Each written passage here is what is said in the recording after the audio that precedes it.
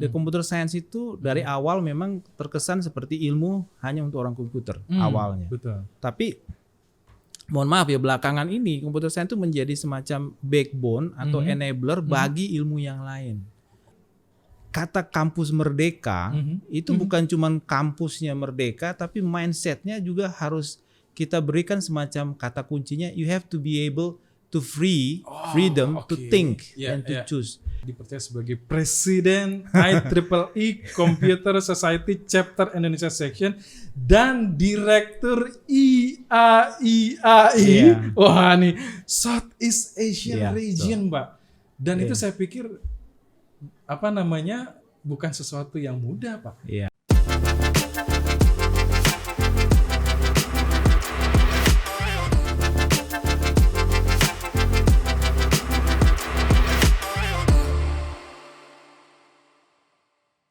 Oke, hari ini saya kedatangan orang yang luar biasa, bidang computer science, kembali lagi saya hadirkan, dan saya pikir ini juga menjadi satu momentum ya, bagaimana di situasi pandemi ini, keilmuan yang sekiranya harusnya menjadi salah satu andalan bagi orang-orang yang ada di dunia bidang computer science sendiri.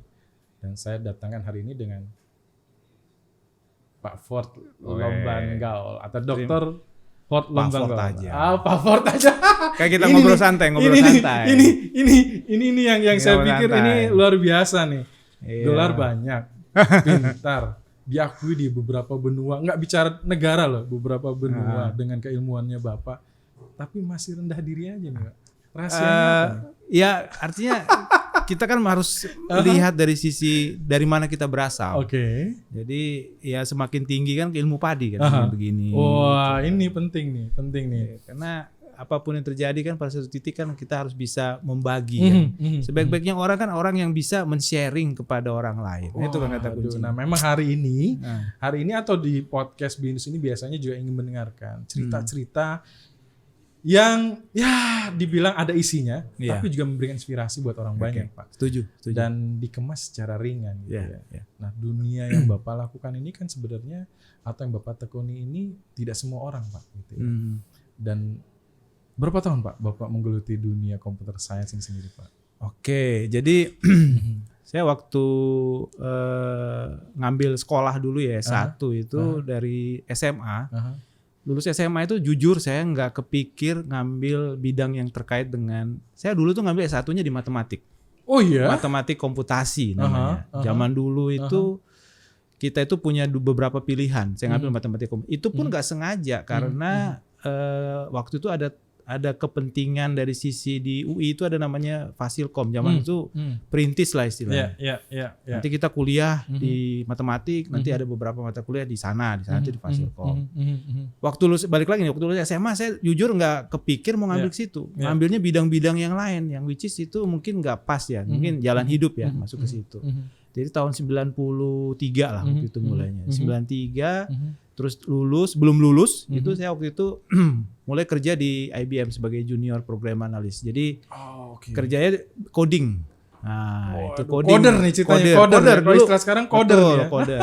Nah, pertanyaan kenapa orang matematik coder? Coder kan? Karena dulu itu ada kepentingan dulu kan masih pakai bahasa COBOL kayak gitu-gitu kan. Betul. Si itu assembly. Pascal. Nah, Pascal itu waktu itu masih mulai diperkenalkan. Masih belum. Ini lebih di bawah lagi ya, Pak ya. Assembly. Nah, waktu itu kebutuhan di sana tuh ada beberapa project yang terkait dengan kalau saya pakai itu kayak mainframe. Nah, kita orang matematik suruh tuh karena kan terstruktur. Nah, kita lah situ tuh. Belum lulus nih. Terus setelah lulus ada perusahaan namanya Lipo ya kan, kemudian dia nawarin mau nggak kesini, kita ngerjain. Dulu masih namanya AS400 mid range, masih top tuh waktu itu, zaman itu top abis lah. Pindah ke situ, terus belum selesai pindah ke sebuah perusahaan kayak saya nggak sebut perusahaan, lebih tepat institusi pemerintahan asing, sebuah kedutaan. Saya di situ tuh, namanya kita sebut data center. Jadi ngurusin semua data dan beberapa proyek milik mereka. Baru setelah itu kepleset, nggak sengaja masuk jadi dosen. Nah itu, jadi menjadi dosen ini nggak sengaja sebenarnya. Saya tuh orang praktisi, diajak, Pak, Bapak mau nggak kita bangun sebuah universitas, itu ada di Kelapa Gading. Nah, paralel dengan itu saya barulah mengenal, yang namanya dunia pendidikan itu seperti ini. Mulailah ikut kakinya di beberapa perguruan tinggi lah, saya nggak usah sebut merek ya, boleh nggak? Nggak boleh ya? Boleh ya. Yang satu di mana, di Serpong, sebuah perguruan tinggi ada Jerman-Jermannya. Satu lagi di Cikarang yang ada kata-kata presidennya. Saya di situ tuh, sama yang di Kelapa Gading. Saya pikir kan keren juga ya, kalau yang di mana, di presiden tuh banyak orang-orang Vietnam, China. Kalau yang di sana di mana, di Serpong itu lebih banyak orang Indonesia memang, tapi banyak stafnya dari luar negeri yang udah emeritus gitu. Saya belajar tuh. Terus nggak lama kemudian saya lihat tuh ada opening position di BINUS. Tahun itu berapa itu, Pak? 2006 apa 5 gitu. 2006. Waktu itu saya belum selesai S3 tuh, belum. Terus saya lamar tuh. Jujur saya dulu waktu itu ada temen, kita berdua nih ngelamar. Satu dari Amerika, saya nggak usah sebut merek ya, nama ya. Dia orang di sini terkenal nih. Terus ada saya nih, kita ngelamar berdua nih. Waktu di HC suka ketuker. Saya sama beliau ini. Kode dosen pun berat. Saya D3503, beliau D3502.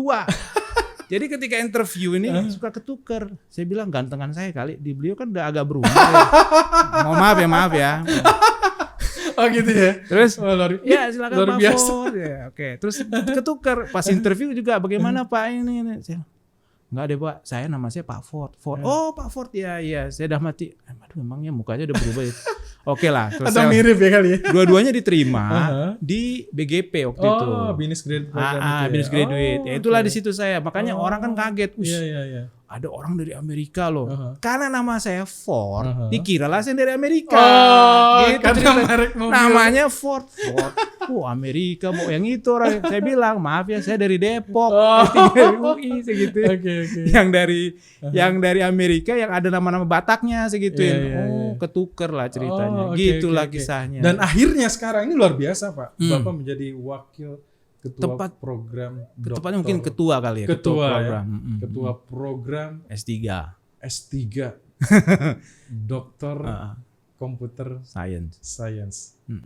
Ini sesuatu yang luar biasa loh Pak. Karena nggak semua orang. Ketua program S3 loh Pak. Iya. Itu kepercayaan dari pimpinan.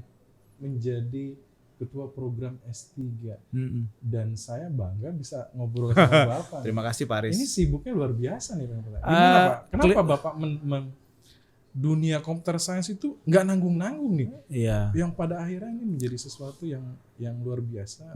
Buat karirnya Bapak juga di dunia pendidikan itu sendiri. Jadi waktu awal-awal Bapak Rektor, Pak Rektor itu kan pernah manggil saya. Waktu itu saya masih di MTI MMSI waktu itu. Riset koordinatornya. Beliau menanya, Pak Ford, kita nih BINUS kan adalah anchor terkenal sebagai universitas berbasis komputer. Tapi kita nggak punya S3 ilmu komputer.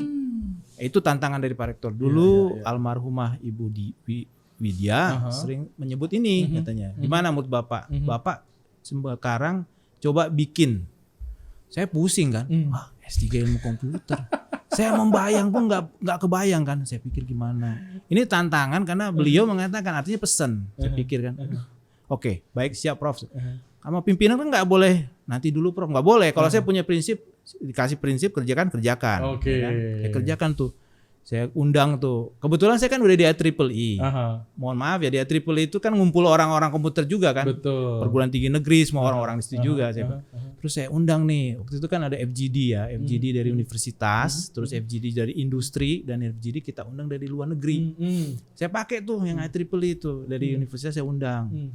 Saya masih ingat tuh yang saya undang di UI sama ITB. Nah, waktu itu dari UI itu salah seorang, beliau sekarang direktur BAN. Nah, dulu saya asistennya beliau nih. Kalau beliau dengar tuh, wah Pak Prof Chan, itu orangnya katanya. Beliau bilang ini si Ford nih moonlighting. Waktu S3 kan, lu mau bikin S3, lu kan dulu moonlighting katanya. Iya sih Prof. Anak bandel, karena risetnya kan ya gini. Cuman memang ya kita di sana memang harus konsisten ya risetnya. Oke. Terus berjalannya waktu. Kita buat proposal, keluar nih proposal. Nah puji Tuhan waktu itu di approve oleh asesor. Waktu itu asesornya Pak Prof Adang Suwandi, almarhum. Udah almarhum juga beliau. Beliau itu luar biasa. That's one of the wise men yang menurut saya ya, karena beliau bisa melihat visi. Karena dia mengatakan begini, BINUS itu sudah layak punya dokter ilmu komputer.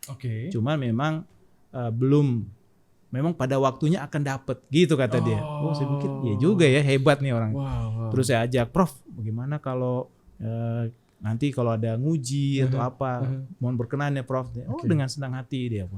Itulah, itu. Jadi beliau itu boleh dibilang salah seorang sesepuh di ITB, di ITB. Nah itulah waktu itu kita minta, saya bilang Prof mohon berkenan ya Prof ya, beri nasihat-nasihat lah. Dulu kan mohon maaf ya, dulu itu deputinya kan saya selalu Pak Haris. Jadi dari 2014 Oktober keluar izin, sampai terakhir itu 2020 saya deputinya. Jadi deputi ini mohon maaf HOD-nya head of department-nya itu orang-orang penting semua. Pertama kali head department itu Prof Har. Rektor loh. Makanya kan langsung rektor. Saya waktu itu, wah siapa? Prof Har. Wah. Nah yang menarik itu kan nggak mungkin dong misalnya minta budget. Masa saya minta Prof Har bikin budget dong, nggak mungkin kan. Saya bikinin semua, beliau yang tanda tangan. Kadang-kadang nge-proof kan, ya silakan Pak Ford approve, nanti tolong dibantu ya gitu. Apa sih yang membuat Pak Ford ini bahwa wah ini jadi satu challenging ya. Memang sudah kita bicara tentang ya oke lah BINUS sudah saatnya S3 dalam hal ini ilmu komputer gitu ya. Tapi sebenarnya apa sih yang dilihat Pak Ford juga potensi ke depan komputer science-nya dan perlu adanya S3 ilmu komputer ini, dan juga bagaimana ini yang pada akhirnya berpikirnya nggak hanya dari sisi BINUS-nya saja, tapi bagaimana bahwa lulusan S3 ilmu komputer ini juga bisa memberikan dampak buat bangsa ini gitu ya. Bagaimana Pak Ford pada saat itu? Jadi gini Pak Aris, kita lihat dulu. The computer science itu dari awal memang terkesan seperti ilmu hanya untuk orang komputer awalnya. Tapi mohon maaf ya, belakangan ini computer science itu menjadi semacam backbone atau enabler bagi ilmu yang lain.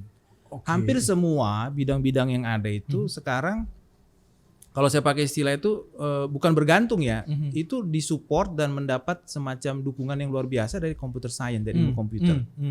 Dulu orang berpikir ya komputer kan buat EDP ya, electronic data processing. Buat tools saja gitu ya? Iya buat tools. Mohon maaf, awal-awal kan buat ngitung keuangan, buat payroll ya, terus habis itu buat pajak kayak gitu-gitu. Tapi kan sekarang semua itu mungkin dari orang medis, kedokteran itu juga menggunakan. Enablernya udah betul. Makanya kami di DCS itu kita ngundang para pembicara itu dari industri itu beragam Pak Aris. Kalau Pak Aris perhatikan ya, kita tuh ada pernah ngundang artificial intelligence in space. Di langit. Oh ya? Urusan satelit. Orang bingung, emangnya ada AI di space, di satelit. Ternyata pas mereka, oh gitu. Gampangnya gini, Bapak perhatikan di langit itu kan banyak satelit yang bisa disebut garbage ya, sampah-sampah satelit. Itu kalau nggak ngaco nggak bener itu bisa nabrak satu sama lain, itu jadi masalah. Terus sampai yang sederhana misalnya buat farming itu juga ada dan kita pakai ke sana. Makanya computer science itu menjadi enablernya dia, menjadi penopang gitu. Walaupun secara scope itu memang ada tetap di bidang tersebut. Makanya di S3 itu dari awal berdiri kita sudah sesuai arahan dari pimpinan dari Pak Rektor, BINUS itu jangan cuma hanya dilihat sebagai universitas berbasis komputer, tapi universitas berbasis komputer yang bisa mengenabler bidang ilmu yang lain. Jadi itu filosofinya S3-nya BINUS pada akhirnya gitu ya Pak? Pada akhirnya itu arahan dari Prof Har. Beliau mengatakan begitu. Jadi begitu Pak Ford, saya berpikir gimana caranya. Karena beliau hanya satu kalimat, saya mikir gimana. Nah itu bisa kita terapkan dari risetnya. Riset, kolaborasinya, publikasinya, hakinya. Terus terakhir kan kalau di kita ini kan ada namanya produk commercialize, itu ada dan itu dari sana. Justru di S3 itu kalau saya ngebayangin, saya terus terang S1-nya komputer Pak. Wah, luar biasa nih. S2-nya bisnis Pak. Wah. Tapi ngajar di komunikasi Pak. Ini saya nggak jelas Pak gitu. Nggak apa-apa. Tapi saya hanya berpikir sekarang butuh teknologi yang juga harus berpikirnya secara bisnis. Iya. Tapi sekarang juga dunia komunikasi menjadi sesuatu yang harus dan ada gitu. Jadi kombinasi itu saya pikir, wah diri saya kombinasinya oke juga nih. Tapi nggak jelas juga sebenarnya. Tapi saya membuat bahwa basis saya di S1 komputer itu bisa menopang kehidupan saya sekarang ini. Orang komunikasi harus bisa teknologi, orang bisnis juga harus memahami bagaimana teknologi, memanfaatkan teknologi itu sendiri gitu ya. Nah, saya coba sebenarnya pengen berencana mau ngambil S3 gitu Pak. Nah, saya bingung apakah saya ambil dari S1-nya gitu. Kalau S1-nya berarti computer science mungkin gitu ya. Cuman S1 saya komputer tuh berat banget gitu ya. Nah, saya kebayang kalau misalnya S3 juga ambil doktor computer science gitu ya. Apakah saya mampu apa tidak? Saya ngebayangin, wah ini saya yang luar biasa nih. Tapi kok saya dengar hari ini, kok kayaknya justru applied ya. Artinya dekat dengan situasi lingkungan. Bagaimana akhirnya kita bisa memberikan solusi, bahkan itu menjadi satu keilmuan yang diterapkan di S3. Begitu ya Pak? Iya. Ambil contoh nih Pak Aris. Jadi misalnya contoh kayak, kebetulan saya ngajar di S2 Ilmu Komunikasi. Magister Ilmu Komunikasi. Topiknya tentang digital marketing and network. Saya waktu dikasih kan, saya senyum-senyum nih. Susah ini. Terus waktu saya diberikan oleh pimpinan di sana, Pak Aras. Terus beliau kan mengatakan, Pak Ford, ini butuh sentuhan orang yang memang ngerti. Pertanyaan sederhana. Saya orang teknis, bagaimana menerapkan sesuatu yang bisa dicerna oleh teman-teman ilmu komunikasi. Karena nggak mungkin ada sebuah transfer knowledge kalau audiensnya kita itu kan gimana ya, nggak ngerti gitu loh. Saya coba kemas sehingga teman-teman di situ tuh bisa ngerti. Contoh kayak digital marketing, saya cerita. Kalau ngomong digital marketing itu orang kan taunya kan ya udah taruh di website, habis itu taruh di sosial media. Nggak seperti itu. Cara ukurnya gimana? Saya ceritakan sama dia. Bahkan ada sih mahasiswa itu, Pak, kalau saya ngambil S3 ilmu komputer bisa nggak? Wah, kaget saya. Saya bilang, kenapa Pak? Saya tertarik loh yang Bapak cerita. Bapak kan di S3 ilmu komputer pengelolaan. Iya, saya mau ngambil Pak, boleh nggak? Nah, saya bilang, boleh juga sih. Tapi saya agak ragunya begini. Bapak yakin mau ngambil S3 ilmu komputer? Saya bilang. Karena S1-nya itu ilmu komunikasi murni, S2-nya ilmu komunikasi, dan S3-nya dia mau pengen S3 ilmu komputer. Terus saya bilang begini, bagus banget tuh idenya. Kamu mau ngambil topik apa? Iya. Gini Pak, saya lagi kepikir ke depan, itu kan ada yang namanya konsep bahwa what you see is not what you belief katanya. Kayak model augmented Pak. Jadi orang jualan tuh kayak augmented reality Pak. Nah saya mau bikin itu Pak. Saya bingung kan, kok bisa segituin? Karena saya di perusahaan, di kantor, mainannya itu Pak. Mantep saya bilang. Terima lu segituin. Terima lu segituin. Saya bilang, kok iya Pak segitu. Karena begini, di S3 kita itu memang agak unik Pak Haris, di S3 ilmu komputer. Karena begini, kadang orang kan selalu melihat, mohon maaf ya, ijazah gitu loh. Wah S2-nya ilmu komputer, harus ilmu komputer, nggak bisa enggak katanya. Cuma di kita tuh ada yang menarik, ada yang magister manajemen, ada yang magister yang barangkali, tapi pekerjaannya dia tuh sangat realistis dengan yang berkaitan dengan computer science. Contoh kayak tadi itu. Kenapa kamu mau ngambil? Saya tuh orang augmented reality Pak, di kantor saya ngembangin dari nol. Saya pas dia ngomong gitu, saya nggak ngomong apa-apa. Lu diterima, gitu. Kenapa? Dia memang secara technically dia memang menguasai. Walaupun S2-nya mungkin tidak di situ.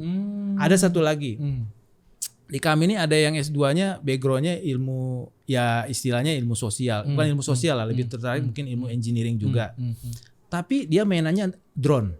Jadi drone capture wilayah, gathering data kayak model spasial. Terus dia cerita, Pak, saya maaf nih, saya sudah ke beberapa perguruan tinggi S3, cuma ditolak. Saya mau computer science Pak. Nah saya bilang, kenapa Bapak mau computer science? Saya sehari-hari itu kerjanya drone Pak, drone terus capturing data, spasial, itu saya ngolah Pak. Karena kebetulan dia kerja di sebuah PTP, perkebunan yang luas mungkin satu pulau tuh. Terus saya bilang, coba Bapak cerita. Dia cerita Pak, ini datanya sekali. Saya dalam hati mikir, kenapa orang kayak begini nggak diterima di perguruan tinggi lain? Saya sebutlah lain ya.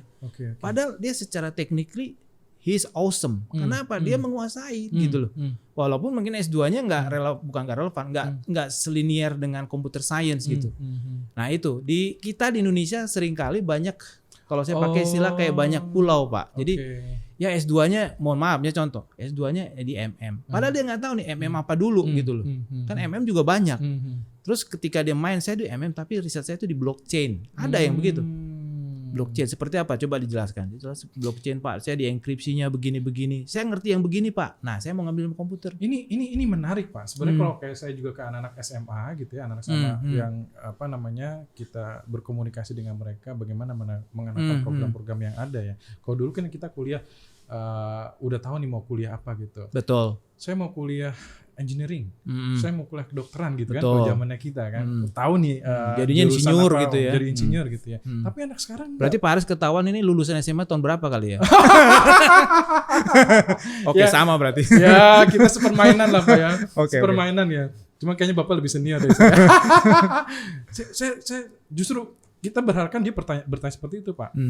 Kita perhatiin beberapa belakangan ini pertanyaan-pertanyaan itu nggak begitu Pak. Iya. Yang ditanyakan adalah, Kak, kalau saya mau bikin bisnis apa namanya aplikasi kayak Gojek atau kuliahnya apa ya? Nah itu. Pak, kalau saya mau bikin jualan entertainment, ticketing segala macam, saya mau bangun bisnis itu, kuliahnya apa ya? Betul. Kalau bicara tadi bisnis kayak Gojek, Tokped.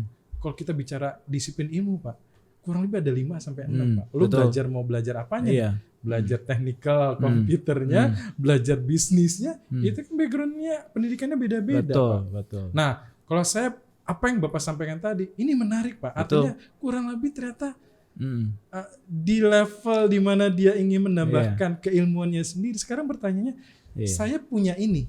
Betul. Apa yang saya bisa kembangkan dan keilmuan apa yang harus saya bisa dapatkan. Begitu ya Pak? Betul.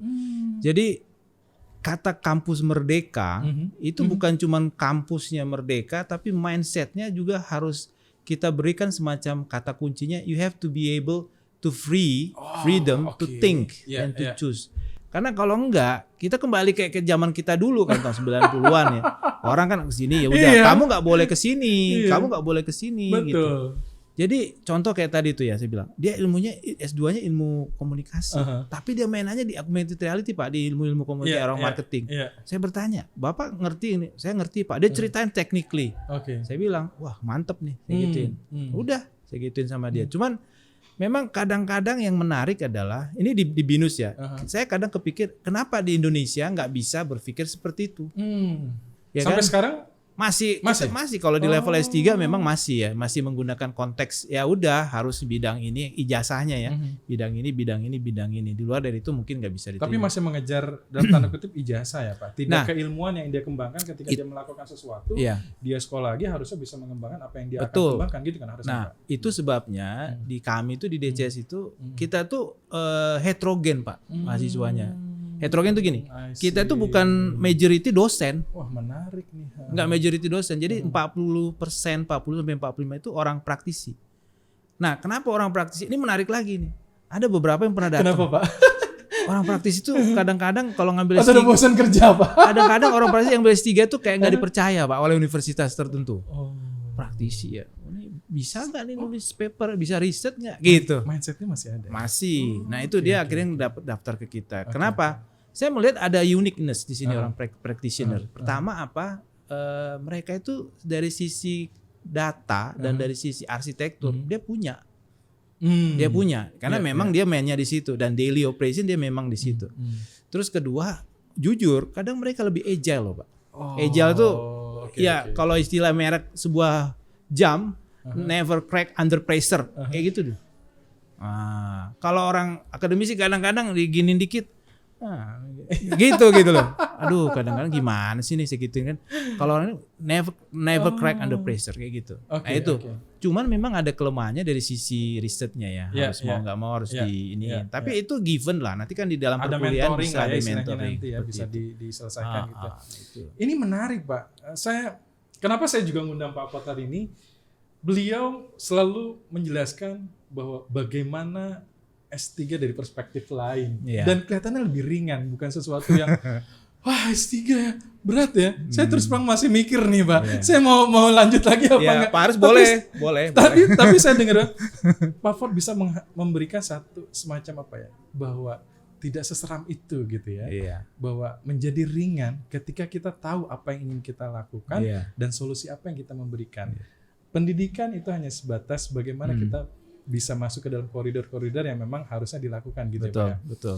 Wah ini menarik Pak Ford. Makanya Pak Ford jadi ketua program Dokter Komputer Science. Kan kita harus membuat sesuatu yang berat menjadi santai. Betul Pak. Itu nggak semua orang bisa kayak gitu Pak. Kalau berat jadi berat ya nggak ada yang mau kan. Berat jadi santai dan orang Dan orang itu willing gitu, mau gitu, dan dia merasa I'm devoted with this because I know what exactly the result gitu. Gitu. Ini luar biasa nih. Saya pikir tadi datang ini Pak Ford ngomongnya serius nggak ya? Serius kan nih? Ngomong teknikal kan? Ternyata memberikan penjelasan tentang bagaimana kaitannya dengan kehidupan yang ada sehingga solution dengan pendidikan itu menjadi salah satu hal yang ayo gitu bahwa memang itu harus kita lakukan. Di Indonesia sendiri bahwa kaitannya dengan tadi potensi yang besar, kan kita ketahui juga sekarang nih Pak pandemi gitu betul, ya, dan betul. kita nggak tahu sampai kapan gitu lah. Dan sebenarnya juga ini menjadi satu momentum gitu ya, kepada siapapun opportunity di semua lini bidang atau industri ya, termasuk pendidikan. Betul. Atau juga kita nih bahwa mungkin di pandemi ini ada yang berdampak, tapi dia juga bingung apa yang mesti dia lakukan. Gitu. Ada yang berpikir apa gua sekolah lagi gitu ya, atau apakah bagaimana nih di masa drop ini gitu ya bisnis, kalau saya mengembangkan potensi diri saya itu mungkin akan jauh lebih besar lagi. Bagaimana Bapak melihat itu? Jadi gini, di pandangannya Bapak sendiri. Pandemik ini kan sudah hampir 2 tahun ya. Jadi kita ini berjalan Maret 2020, sekarang mungkin ya jalan 2 tahun lah. Dari awal mulai pandemik ini kan orang berpikir itu kan kayak setback. Wah, kita harus di rumah, harus gini. Saya pelajarin 6 bulan pertama itu kita dalam posisi, kalau saya boleh katakan tuh mencari posisi seperti apa ke depan. Mulai di akhir 2020 itu terlihat kalau dari kami itu performance kinerja itu kita meningkat Pak Aris. Jadi bukan malah mundur. Jadi contoh begini. Kalau dulu orang kan mau ketemu, mau diskusi kayak seminar, conference itu harus onsite. Which is itu takes quite a lot of money dan effort. Nah, dengan adanya COVID-19 pandemic, kita tuh bisa melakukan dengan menggunakan virtual, walaupun sejujur-jujurnya ada taste yang kurang gitu loh. Kalau saya pakai istilah beginilah. Kalau Bapak makan nasi Padang ya, dengan duduk nongkrong di sebelah itu, terus makan pakai tangan ada daun pisang, itu benar-benar asli gitu. Beda ceritanya nasi Padang Bapak taruh di piring, terus Bapak makan terus pakai sendok dengan table manner. Memang nasi Padang sih, beda, ya? Tapi memang agak ada something missing gitu loh. Nah itulah yang kerasa di conference. Tapi essentially that's still nasi Padang gitu loh istilahnya. Nah artinya ada beberapa yang hilang lah istilahnya taste-nya. Nah itu memang yang kejadian di masa COVID-19 pandemic. Mungkin di student juga merasa kan. Saya juga belajar sih AI, saya belajar sih mata kuliah ini, tapi kayaknya ada yang kurang ya. Itu kayak gitulah ilustrasinya. Nah yang menarik adalah di COVID-19 pandemic, kegiatan riset. Itu kan essentially riset. Itu berjalannya kalau saya pakai itu bisa triple Pak. Kinerjanya kalau di kami di DCS. Triple kegiatan webinar itu bisa mungkin sebulan bisa setiap minggu kali itu webinar, pembicara. Kadang-kadang kan orang mikir, itu si Ford ngambil pembicara dari Italia, dari Australia, dari Amerika, itu udah gimana? Itu pakai kendaraan triple itu. Dulu kalau kita pakai dia, ngundang dia Pak, pesawat, akomodasi, dan lain-lain, itu kan biayanya gede, karena itu biaya dari triple juga, dan biddingnya juga besar. Dengan adanya kan kita punya koneksi, kita undang dia ngomong, kita undang dia talk. Itu membuat sebuah situasi branding dalam konteks di BINUS itu yang luar biasa gitu. Jadi kalau saya katakan simpulkan, manusia itu memang makhluk yang bisa sangat adaptable, beradaptasi. Dengan COVID-19 pandemic, orang mengira ya kita akan setback ke zaman batu kali, karena kan di rumah terus. Ternyata enggak. Itu merupakan sebuah pembelajaran bahwa kita harus mencari bentuk yang lain, cara yang lain supaya bisa still not survive actually, follow through gitu loh. Ibaratnya jadi kalau tekan itu justru kita mencari jalan keluar untuk bisa ke situ ya. Kalau nggak ada tekanan mungkin ya kalau nggak ada tekanan so-so aja begini gitu. Oke. Gitu. Menarik Pak, menarik. Saya dengar ceritanya Bapak, saya banyak hal yang mungkin wah iya benar juga ya gitu ya. Tapi yang perlu saya pelajari Bapak ini kaitannya dengan komitmen Pak. Bapak ini nggak nanggung-nanggung loh, nggak hanya sekedar Bapak pulang ngajar lalu juga berkutat dengan dunia apa yang Bapak lakukan dengan sendirinya. Tapi Bapak juga bergaul dengan komunitas. Bapak dipercaya menjadi ketua program Triple E. Betul kan? Iya. Tahun berapa Pak? Jadi IEEE itu kembali waktu saya dulu S3 itu mulai dari 2002 ya. 2002 waktu itu. Jadi waktu kayak S3 itu kan kita punya kebutuhan dari sisi publikasi, which is kita harus download dari dia punya repository IEEE Explore. Nah, saya waktu itu jadi member, kebetulan di Indonesia belum banyak, saya dimintain dari posisi yang paling bawah waktu itu, bantu-bantu dari sisi conference. Dulu tahun 2002 belum banyak Pak Paris waktu itu conference. Masih banyak itu dari luar negeri, dari China, dari Hong Kong, dari India datang ke Indonesia. Karena apa? Indonesia punya view yang wow, fantastic.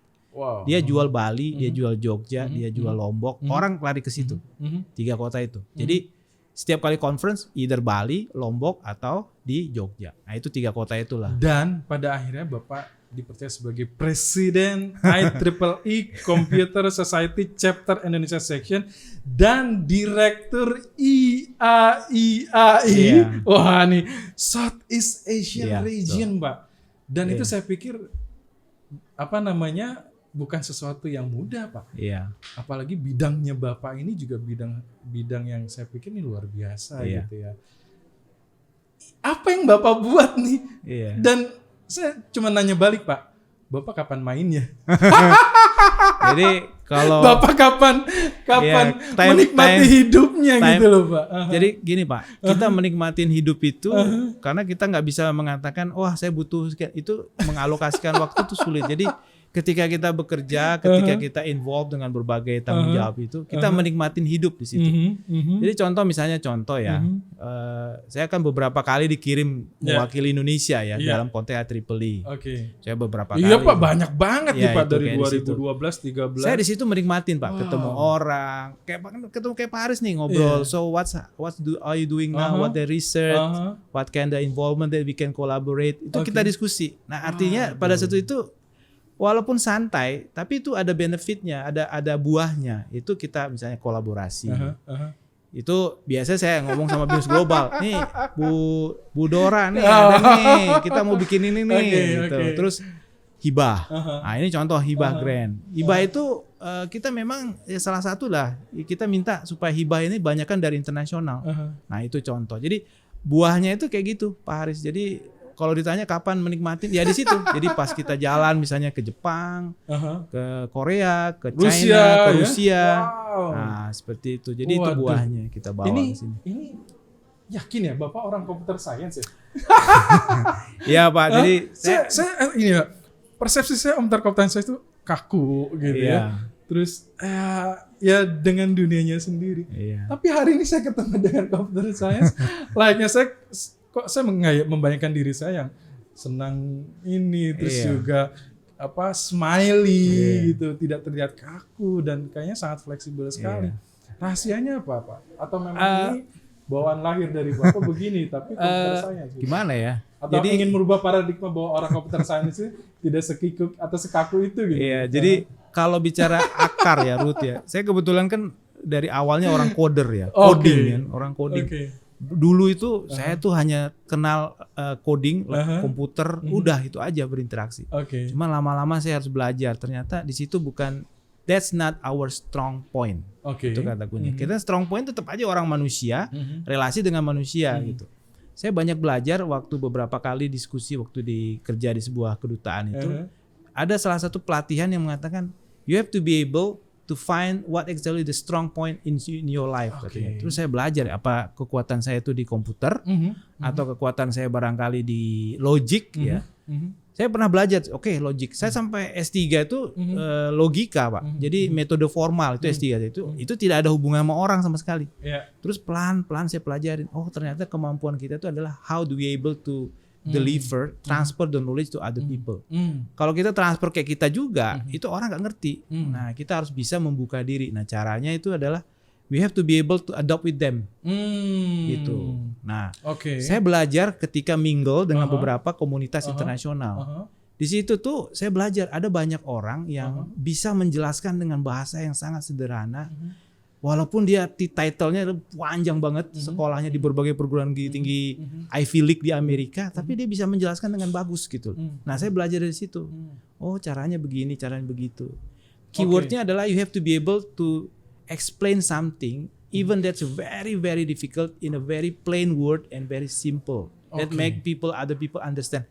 Kalau enggak, misalnya saya jelasin yang bahasanya susah kayak begini-begini, terus orang bilang, O-nya itu O doang gitu, tapi dia nggak ngerti, itu useless gitu. Oke, sama ketika di bidangnya saya Pak, di branding Pak.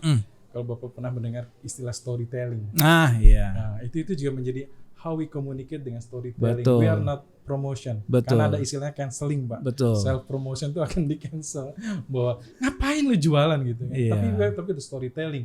Iya. Ada problems di situ. Dari Iya. problems itu ada solution yang kita bisa Betul, berikan dan betul. kita punya apa untuk mengisi problems itu, Pak. Iya, Nah, betul. itu kan mengena. Nah, saya pikir tadi yang Bapak ceritakan, wah ini ternyata storyteller yang baik juga nih di computer science itu sendiri, Iya, Pak ya. iya.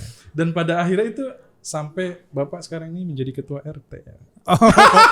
Iya, itu di daerah, Pak, di daerah. di perumahan. Di perumahan ya. Ini menjadi menarik loh, Pak. Iya. Iya kan, artinya kan fleksibel itukah gitu. Atau enggak, terakhir dari saya tanyakan juga ke Bapak adalah apakah ini menjadi, kalau saya lihat komitmennya Bapak luar biasa, pemikiran Bapak juga, bagaimana Bapak juga melihat bahwa segala sesuatunya itu tidak menjadi rumit gitu kan. Dan betul. pada akhirnya ini tuh kalau saya lihat justru lahir atau ya di dalam diri Bapak itu muncul gitu. betul.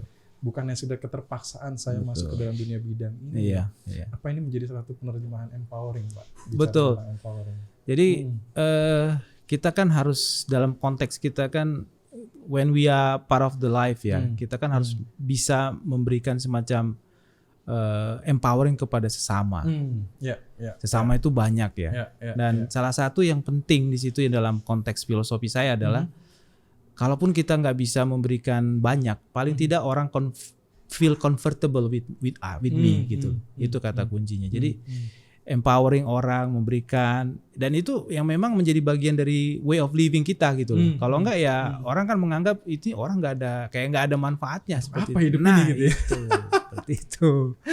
Gitu. Ya kita harapkan bahwa ya di sini dalam konteks juga empowering society yang memberikan dampak juga tidak hanya masyarakat sekitar juga kan. Tentunya kan bangsa ini juga atau negara kita ini juga butuh orang-orang seperti Bapak gitu ya. Dan tidak hanya berkutat dalam kehidupan diri sendiri, tapi juga ingin memberikan satu dampak terhadap apa yang memang dipunyai gitu ya Pak ya. Ya, saya nambah sedikit Pak Aris untuk empowering ya. Pengalaman selama ini saya ketika ya travel ya, saya sebut travel ya ke beberapa negara ya. Itu kan dalam misi ya, diminta diundang. Seringkali ada beberapa informasi yang a little bit mismatch gitu dengan kondisi real di kita. Jadi mereka itu pihak-pihak dari luar itu, misalnya saya ke Rusia atau ke India atau ke Jepang atau ke China, ada beberapa di Indonesia dia tanya, misalnya contoh waktu saya ke Rusia tuh habis ngajar, yang ditanya itu adalah kebetulan ada gunung di Bali yang meletus. Terus dia bilang, wah itu bagaimana itu dia kebayang gunung meletus di Bali, semua satu Bali ketutup. Itu kebayang dia. Padahal kalau di Indonesia kan kita gunung meletus biasa kali ya, mohon maaf ya. Dan itu di mana juga gitu. Iya kan? Ya, itu. Terus di Rusia seperti itu dia nanya. Fungsi saya datang ke sana itu harus bisa menjelaskan, gitu loh. Jadi even though walaupun dia bisa lihat dari news, dari berbagai berita, tapi saya tuh harus bisa menjelaskan. Dan ketika saya nggak bisa ngejelasin itu menjadi masalah gitu. Kenapa? Kok orang Indonesia nggak ngerti gitu seperti itu. Nah itu juga banyak. Contoh kayak misalnya di Jepang, saya pernah ditanya di Indonesia itu budayanya seperti apa? Kan kalau Jepang, mohon maaf, homogen ya. Kalau kita kan heterogen. Dia nanya gimana sih yang rame beda-beda bisa satu. Saya jelasin tuh. Walaupun mungkin saya bukan orang computer science ya, tapi saya mikir gimana yang ngejelasinnya. Kan orang Jepang ini homogen kan, mukanya sama, bahasanya sama. Kalau di kita kan bisa macam-macam ya. Kok bisa? Dari Sabang sampai Merauke. Nah kita harus bisa ngejelasin tuh sama dia tuh. Nah itu kira-kira seperti berarti itu Pak. Benar-benar harus menjadi komunikator ya Pak ya. Nah, di bidang apapun atau dengan siapapun ketemu dengan, terutama Bapak yang juga sering berhubungan dengan negara-negara lain atau para peneliti asing. Bahwa kita juga representatif Indonesia. Betul. Kalau kita salah menjelaskan akan masalah juga. Betul. Jadi communicator itu kemampuan mendeliver dan menjelaskan informasi itu penting Pak. Kalau enggak, sepintar apapun kita, ketika orang lain nggak memahami yang simple, sederhana, misalnya dia cuma nanya, Indonesia itu kan beragam ya, gimana kok bisa sama, bisa satu gitu. Kalau kita bilang ya memang dari sononya begitu, itu kurang lah. Jadi dia bisa ngukur itu dari jawaban begitu. Makanya saya sering kali kan melihat ya pertanyaan orang, dari pertanyaan itu bisa kita ukur kemampuan intelijensinya. Itu yang saya pelajarin. Jadi ketika di luar negeri itu they have a very simple question tapi jawabannya susah. Banyak yang kayak gitu. Oke. Gitu. Pak, ini kalau kita ngobrol terus kayak nggak ada habis-habisnya. Tapi saya melihat bahwa saya banyak belajar dari Bapak. Semangat luar biasa. Apa yang menjadi kecintaan Bapak itu itu keluar, dan saya baru ngomong segini aja, wah ini orang gila nih, ini luar biasa nih gitu ya. Dalam arti ini rahasianya apa Pak sampai Bapak bisa berada di titik ini, kayaknya nggak akan pernah hilang, dalam arti awet terus Pak. Apa yang mendasari filosofi Bapak? Jadi ujung-ujungnya Pak ya, Bapak ini mau kemana sih sebenarnya? Jadi Bapak ini mau dibawa kemana? Jadi Roma tidak dibangun dalam satu malam, Pak Aris. Itu kuncinya. Jadi ini dibangun dari sebuah proses yang panjang. Jadi proses yang panjang, di mana proses itu ya kalau saya pakai istilah itu mungkin ya semacam kayak blessing juga dari Tuhan gitu ya.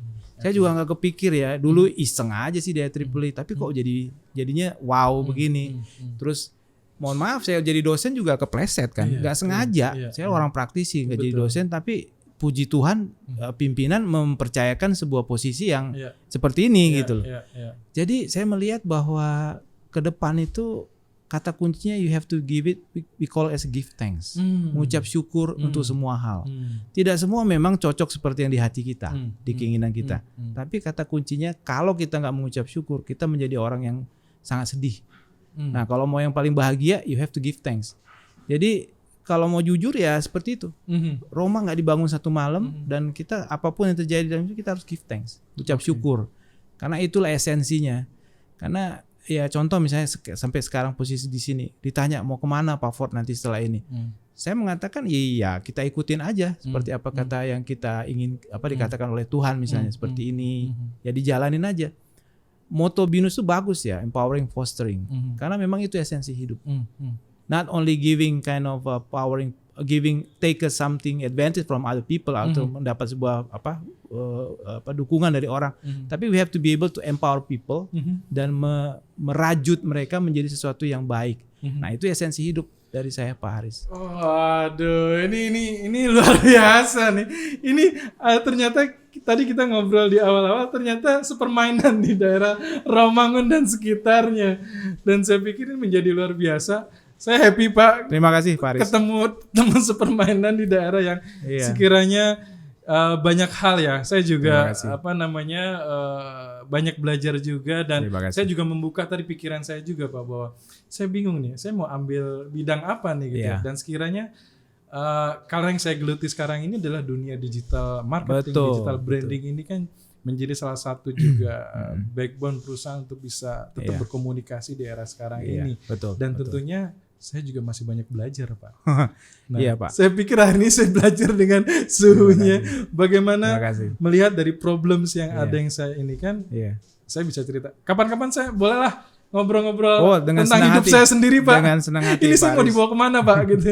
Dengan senang hati Pak Haris. Thank you Pak. Kita mungkin next time cari part 2 lah ya. Kita ngobrol lagi di podcast kita mungkin ngomongin yang lebih hangat lagi, lebih hot lagi. Lebih hot lagi. Dengan senang hati. Thank you Pak. Let's close this. Thank you. Terima kasih.